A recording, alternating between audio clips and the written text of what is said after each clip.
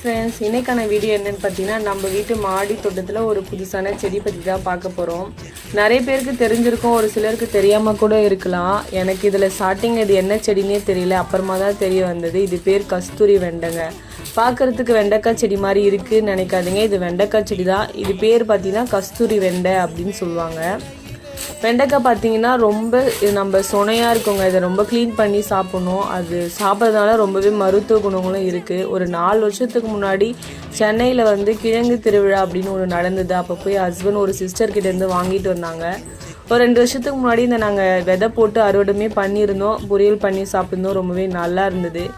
இப்போ பார்த்தீங்கன்னா இதை நாங்கள் விதை போடவே இல்லை. 2 செடி பார்த்தீங்கன்னா ஃப்ரிட்ஜ் பாக்ஸ்லேருந்து வளர்ந்துருக்கு. எங்களுக்கே கொஞ்சம் ஷாக்காக தான் இருந்தது. வளர்ந்தது ரொம்பவே நல்லாயிருக்கும்.